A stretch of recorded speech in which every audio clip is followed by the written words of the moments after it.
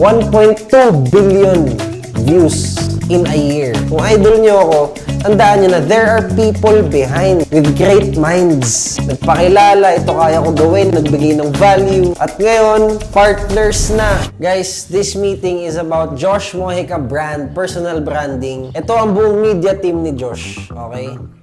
Yan ang media team ni Josh. And, pakilala ko lang sa inyo si Red, pare. Red, lalabas yan sa daily vlogs. Red, pakilala ka. Nasa TV ka, laki ng TV, pare. And guys, 3 taon na. Billions of views on social media. Ilang views tayo monthly? 100 million, di ba? 100 million views monthly, pare. 1.2 billion views in a year. Hindi pa kasama engagement, everything. Video pa lang yun, wala pang photo. Usually, nasa 1 to 2 billion views kami yearly. Baka more than pa, no? At hindi pa kami nagkikita ni Red. 3 taon na kaming magkasama. Online friends pa din kami. Ganun kalala ang kayang gawin ng internet sa buhay mo. Imagine, someone na hindi ko kilala, way back 3 years ago, introduced himself sa akin, nagpakilala, ito kaya ko gawin, nagbigay ng value. At ngayon, partners na. Gumagawa na kami ng billion views on social media without real-life interaction. Social media lahat, para virtual. Hindi kami nagkikita ng personal. Actually, hindi naman masyado malayo, Nueva Ecija. Pero po siya, ito kasing taong to, medyo may pagka-caveman din, may pagka-lone wolf din. So, rumaratrat lang siya na rumaratrat sa hood niya. Nagtatransact lang kami araw-araw, monthly, weekly, yearly, transact lang kami ng transact, meeting lang ng meeting. Never kami nagkita. And that's the power of the internet. Kapag talaga you learn how to reach out to people, pare, lalo na dun sa mga taong gusto mong matap, and you really work hard para ma-build yung network, yun yung ginawa ni Red. Anong advice mo sa kanila na gusto nilang makipag-connect pero hindi nila magawa? Paano mo ba nagawa na connect sa akin? Leap of faith lang din talaga eh. Siguro yung expectation medyo alisin mo and focus on ano ba yung value ko sa craft.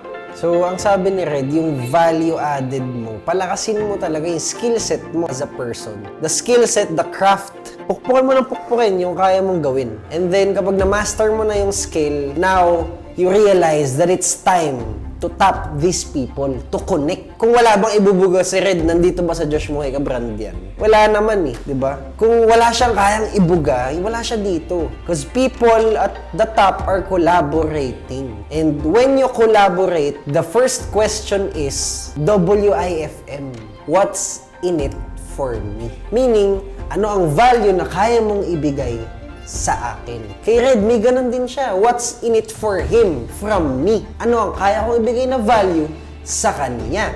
Business is a two-way street. It's preferences. It's about standard. It's about collaboration. It's about two people working together. May it be in business, in love, and in life. So imagine niyo na lang kung sa internet, kaya nyong gawin lahat yan.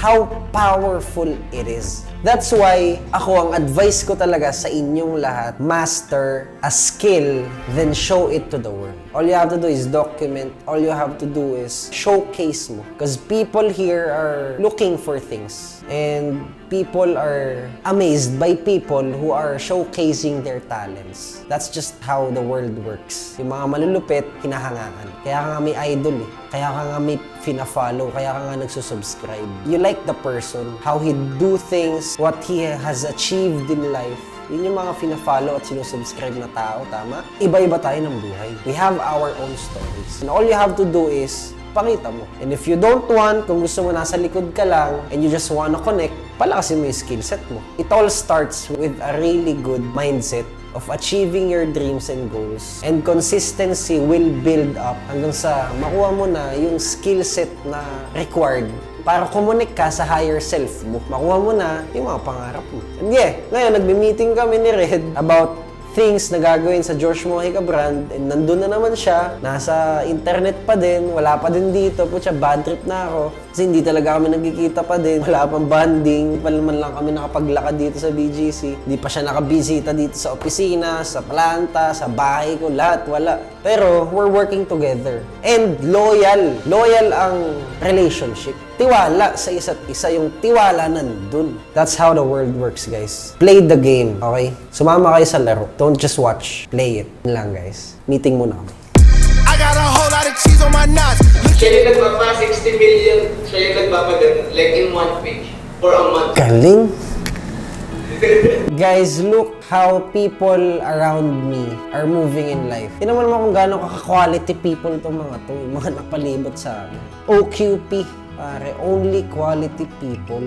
24 years old, married, settled down. All he does now is work hard, hustle hard. Wild din, promise, wild din. Galing, galing. Sobra, lupit. Congrats, pare. Salamat first of all sa tiwala, and then that time na nag-chat ako sa'yo na freelancer pa lang ako, nagtiwala ka, hindi natin nakalain. Ako, personally, tiga Baguio ako. Imagine sa harap lang ng computer, daily na mag-workout pala siya sa thank you doon sa tiwala and dito sa na-build natin ngayon. Sa mga hindi nakakaintindi sa kay Joshua, kung tatry nyo lang kung gaano kadaming hope, gaano kadaming pag-asa yung nabigay ng mga contents na we're putting out daily. Maybe sa normal na tao, mababaw siya. With the hope na naibibigay ng mga simpleng post. And also, salamat sa ginawa mo sa Pilipinas. There's a way na hindi nila kayang itanggi na ginawa ni Josh.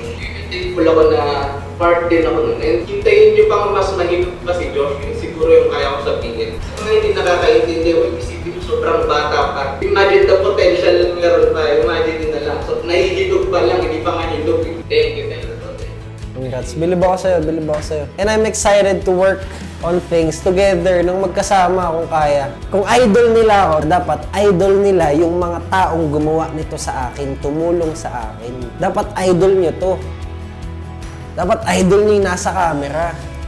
Dapat idol nyo yun, yung nag-handle ng social media accounts. Kung idol nyo ako, tandaan nyo na there are people behind with great minds na nasa likod ng lahat na nangyayaring kabaliwan sa internet. Lahat ng nangyayaring greatness on business, on the vlogs, on the videos, on the photos, lahat yan, may tao behind. And those people, lahat sila quality and aligned sa vision, sa goal, sa mission.